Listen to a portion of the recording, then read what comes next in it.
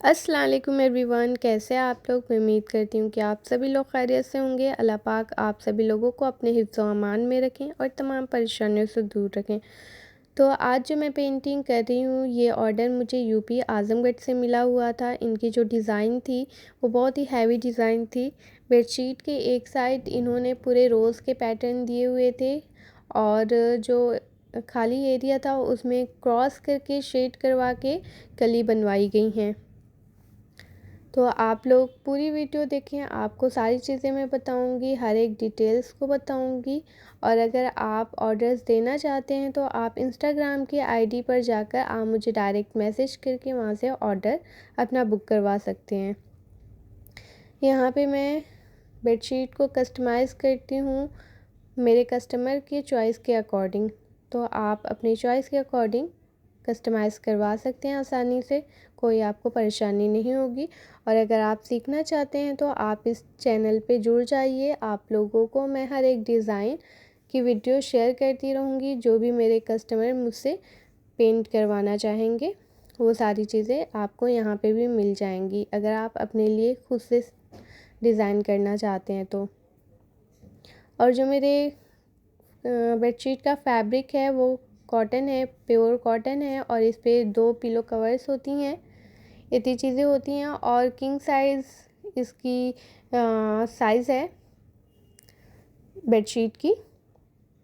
और अब शुरू करते हैं। इस जो बेडशीट में मैंने काम वगैरह किए हैं, इसमें ब्रश कलर कौन कौन से मैंने यूज़ किए हैं, ये सारी चीज़ों पे हम बात कर लेते हैं अभी। क्योंकि जो सीख रहे हैं उनके लिए सबसे इम्पोर्टेंट बात यही है कि मैं कलर कौन सा यूज़ कर रही हूँ, ब्रश कौन सा यूज़ कर रही हूँ। और मैं ब्रश के बारे में भी आप लोगों को बताऊँगी, क्योंकि एक बिगिनर्स को पता होना चाहिए उससे किस टाइम कौन से नंबर का ब्रश लेना चाहिए। और कलर वगैरह के बारे में हम थोड़ी सी बातें कर लेंगे, क्योंकि ये सारी चीज़ें बहुत ज़रूरी है। ये सारी चीज़ें आपको सुन के ही पता चलेंगी। और कुछ चीज़ें हैं जो आपको ऑब्ज़र्व करके सीखनी होगी, क्योंकि ये कोई सब्जेक्ट बेस वो नहीं है कि आपने रट लेना है बस अब आ जाएगा। रटने वाली चीज़ नहीं है। इसमें सबसे ज़्यादा काम ऑब्ज़र्वेशन का है और लिसनिंग का है। जितना आप सुनेंगे उतना आप समझेंगे, और जितना आप देखेंगे अच्छे से उतना आप अच्छे से उसको सीख सकेंगे। तो मैंने ब्रश 10 नंबर के लिए हैं, फ्लैट ब्रश हैं। तो मैं 10 नंबर का ब्रश ले रही हूँ तो इसका ये मतलब नहीं आप भी 10 नंबर के ब्रश से करेंगे। मैं काफ़ी टाइम से कर रही हूँ तो मुझे आदत है, ब्रश को होल्ड करना मुझे आसान है। बाकी अगर आप बिगिनर हो तो आप 10 नंबर का ब्रश पहले मत लो, पहले आप कोई छोटा नंबर का ब्रश ले लो। 3 से 4 या 5 इनफ होगा, क्योंकि ये ब्रश जो होते हैं ना इनके पॉइंट्स को संभाल नहीं पाएंगे आप। अगर आप डायरेक्ट 10 नंबर का ब्रश उठा ले कि रोज़ तो बड़ा ही है तो कर सकते हैं हम भी, ऐसा कुछ नहीं है। क्योंकि जो पेंटिंग का मेन काम होता है वो इसके आउटलाइन पे होता है, वहाँ पे आपको फिनिशिंग देनी होती है। और वही सही नहीं होगा तो फिर आपकी पूरी पेंटिंग ख़राब हो जाएंगी। और कलर की अब बात कर लेते हैं हम। कलर में हमें क्या करना है, कलर अगर आपने बहुत ड्राई कलर लिया है तो वो कलर बहुत जल्दी फैब्रिक पे सूख जाएगा। और अगर आपने बहुत पतला भी कलर लिया है तो वो भी फैब्रिक बहुत जल्दी एब्जॉर्ब करके सुखा देगा। तो आपको कलर की कंसिस्टेंसी एकदम बराबर रखनी है, ना बहुत थिक रखनी है ना बहुत थिन रखनी है, मिड में रखना है। वो आपको फील हो जाएगा कि आपको किस उसका कलर लेना है। बाकी अगर आपको ज़रूरत होगी इस वीडियो की तो आप मुझे बताइएगा, मैं आप लोगों को कलर की कंसिस्टेंसी भी बता दूंगी। और इस बेडशीट पे जो कलर मैं कर रही हूँ वो ऑरेंज कलर है, रेड कलर है और मरून का शेड मैंने एकदम लास्ट में दिया हुआ है। और ज़रूरी नहीं है कि आप भी सेम कलर ही यूज़ करें, आप अपने चॉइस के अकॉर्डिंग इसको चेंज भी कर सकते हैं। अगर आपको लगता हो कि हाँ थोड़ा डिफरेंट होनी चाहिए मेरी आर्ट या कुछ भी, मैं तो कस्टमाइज़ कर रही हूँ तो मुझे तो अपने कस्टमर को देख के ही कस्टमाइज़ करनी है, जो उनकी चॉइस है, जैसा वो चाह रहे हैं। बट आप अपने लिए कर रहे हो तो आप अपने हिसाब से कलर वगैरह को चेंज कर सकते हो, एक नया लुक दे सकते हो। मैंने इतनी बातों के साथ आप लोगों को इतनी पेटल्स को करके दिखा दी हैं। आई होप कि आपने बातों पे भी गौर किया हो और मेरे आर्ट पे भी, कि मैं किस तरीके से पेंट कर रही हूँ। पेंट करने के लिए आपको फिंगर टिप्स को भी बहुत ज़्यादा अच्छे से ऑब्ज़र्व करना चाहिए, क्योंकि जो आपके काम किनारों पे होते हैं वहाँ पे फिंगर का बहुत बड़ा काम होता है। आपको वहाँ पे ब्रश को अच्छे से रोटेट करना होता है। और बहुत बड़ी चीज़ कि अगर आप पेंट करना चाह रहे हो तो एक दफ़ा में उसको करके मत छोड़ दो। कोई भी चीज़ होती है वो प्रैक्टिस मांगती है। आप जितना प्रैक्टिस करोगे उतनी ही फिनिशिंग आएगी आपके काम में, उतना ही वो काम आसान भी होता जाएगा, क्योंकि आपको बहुत सी चीज़ों का नॉलेज होने लगता है। और किसी भी चीज़ का नॉलेज आपको इकट्ठा नहीं मिल जाता है, वो टाइम के साथ साथ मिलता है। और टाइम के साथ साथ चीज़ें भी बहुत सी चेंज होती हैं और आपके स्किल्स भी बढ़ती हैं। तो यहाँ पे रोज़ तो कंप्लीट हो गया है। अब उसके बीच में सेंटर में हम येलो कलर फिल करेंगे। ये गोल्डन येलो कलर है और यहाँ पे मैंने ब्रश छोटा लिया है, क्योंकि ये जो सर्कल है वो फ्लावर के मुताबिक छोटा है। तो यहाँ पे मैं 3 से 4 नंबर का ब्रश ली हूँ। आप भी ले सकते हैं 3 से 4 नंबर का ब्रश, क्योंकि ये छोटा ही होता है तो आपको इसको होल्ड करने में आसानी होगी। यहाँ पे मैं कली करने लगी हूँ। कली को भी ऐसे ही करेंगे। देखिए कली छोटी है तो यहाँ मैं ख़ुद भी छोटा ही ब्रश यूज़ कर रही हूँ, क्योंकि जितना बड़ा ब्रश आप लोगे उतना ही उसको पकड़ने में मुश्किल आएंगे आपको, क्योंकि ब्रश का जो पॉइंट होता है वो भी साथ साथ बढ़ने लगते हैं नंबर के साथ साथ ना, तो वो जल्दी रोटेट करने में ना थोड़ी सी दिक्कत आती है। वो मुझे भी आती है, बट ये है कि मैं काफ़ी टाइम से करते आ रही हूँ तो मुझे इतना फील नहीं होता, मैं उसको बैलेंस कर लेती हूँ। आप भी कर लीजिएगा, बट अभी आप छोटे ब्रश से पहले अपने हाथ को सेट करिए, ये ज़रूरी है। वरना आप पहले ही बड़ी चीज़ों पे हाथ रख देंगे तो वो करते नहीं बनेगा, फिर आप ऊब जाएंगे और छोड़ देंगे। यहाँ अब लीव्स पे काम होने लगे हैं। हर लीव्स को डिफरेंट शेड हम देते हैं। तो ये जो लीव्स है इसकी शेड एकदम डिफरेंट है। तो हर तरह की लीव्स होती हैं।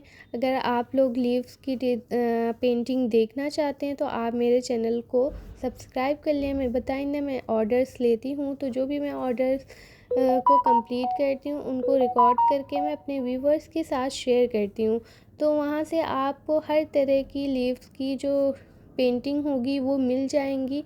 और मैं बहुत सिंपल तरीके से भी लीव्स करना सिखाती हूँ, तो इंशाल्लाह मैं उस तरह की भी पेंटिंग करूँगी तो आप लोगों के साथ वो भी शेयर करूँगी।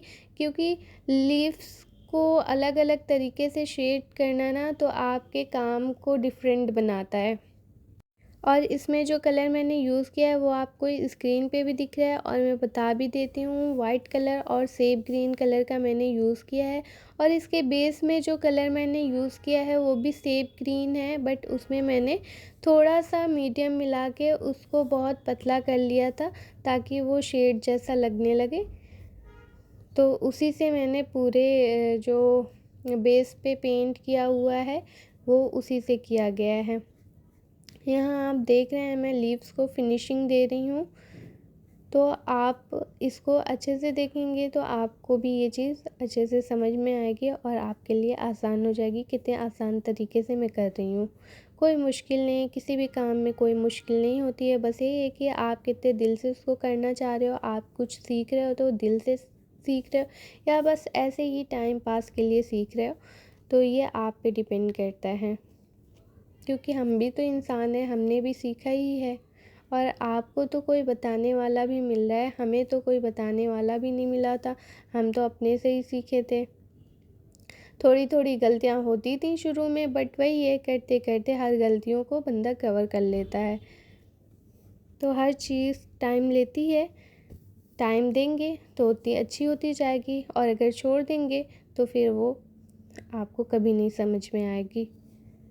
यहाँ मैं एक एक ब्रश को करते हुए, चलाते हुए दिखा रही हूँ, मतलब एक एक लाइन को, कि मैं इसमें शेड कैसे दे रही हूँ, पेंट को ब्लेंड कैसे कर रही हूँ। सबसे बड़ा काम होता है पेंट को अच्छे से ब्लेंड करना। वहाँ अगर ब्लेंडिंग अच्छी हुई है तो आपके आर्ट में अलग ही लुक देखने को मिलेगी, और अगर ब्लेंडिंग अच्छी नहीं होती है तो वो फिर थोड़ा अजीब सा दिखेगा, और जिससे आप थोड़ा डिसअपॉइंट भी हो जाएंगे, मुझे पता है, क्योंकि हर कोई होता है, नेचर ही होता है, हर बंदा अगर कोई काम करता है तो सोचता है वो काम परफेक्टली हो। तो ये जो ब्लेंडिंग का प्रोसेस है ना, इसके लिए आपको ब्रश भी वही लेना है जिसके साथ आपका हाथ सेट है, कंफर्टेबल हो तो वो। और दूसरा रीज़न ये है कि आपने जो कलर लिया हुआ है ना, उसकी कंसिस्टेंसी एकदम बराबर होनी चाहिए। ये नहीं, मैंने पहले ही बता दिया है कि कलर की जो थिकनेस है और वो मेंटेन होनी चाहिए। ये नहीं कि वो बहुत थिक हो या बहुत थिन हो, ऐसा नहीं होना चाहिए। वो मीडियम का होना चाहिए कि वो आप फैब्रिक पे रख रहे हो ना, तो रखते ही ऐसा ना हो कि ड्राई हो जाए, या ऐसा भी ना हो कि फैब्रिक एब्जॉर्ब करके उस कलर को सुखा दे, और जहाँ कलर सूख जाता है फिर वहाँ ब्लेंडिंग करना थोड़ा टफ हो जाता है। तो इन चीज़ों का आपने ध्यान रखना है। अगर ये चीज़ आप सीखने के लिए देख रहे हैं तो आप मुझे कमेंट करके ज़रूर बताइए कि आपको कलर की कंसिस्टेंसी भी देखनी है, या बस आप मेरी बातों से ही समझ गए हो। और अगर आप मेरी बातों से समझ जा रहे हैं तो अल्हम्दुलिल्लाह, ये बहुत अच्छी बात है, और अगर आप नहीं समझ पा रहे हैं तो आप मुझे बता सकते हैं। मैं यहाँ हाज़िर हूँ आप लोगों को हर एक चीज़, कोशिश करूँगी कि अपने टाइम में से थोड़ा टाइम निकाल के आप लोगों के लिए ये चीज़ भी बना के दिखा सकूँ। अल्हम्दुलिल्लाह, बातों बातों के साथ साथ ये पेंटिंग भी कंप्लीट हो गई है। लीव्स भी, फ्लावर भी, कली भी, जो जो जो काम मैंने इस बेडशीट में कर रखा है वो सारी चीज़ें मैं आप लोगों को एक एक करके दिखाई हूँ, ताकि आप अच्छे से समझ सकें। और अगर आप लोग नए हैं तो प्लीज़ चैनल को सब्सक्राइब कर लें और अपना बेल नोटिफिकेशन भी ऑन कर दें, ताकि जब भी मैं आर्ट से रिलेटेड वीडियोस अपलोड करूँ तो आप इसको टाइमली इंजॉय कर सकें और कुछ लर्न कर सकें, अगर आप लर्निंग के लिए देख रहे हैं तो। और एक बहुत बड़ी रिक्वेस्ट है कि आप लोग प्लीज़ कमेंट किया करें। कमेंट करके मुझे बिल्कुल भी अप्रिशिएट नहीं करते हैं, ना कोई मोटिवेशन देते हैं कि मैं अपना काम कैसे करती हूँ, मैं आपको अच्छे से समझा पा रही हूँ कि नहीं पा रही हूँ, मुझसे कोई टॉपिक मिस तो नहीं हो रहा है। ये सारी चीज़ें आप बताएंगे नहीं तो मुझे समझ नहीं आएगी ना। मैं इतनी मेहनत तो कर ले रही हूँ अल्हम्दुलिल्लाह आप लोगों के लिए, बट थोड़ा सा टाइम तो आपने भी निकालना है। कमेंट का व्यूज़ तो अल्हम्दुलिल्लाह आप लोग दे दे रहे हो, बट कमेंट्स भी मुझे चाहिए। और ये पेंटिंग यही एंड करते हैं अभी के लिए। अल्लाह हाफिज़ एवरीवन, टेक केयर।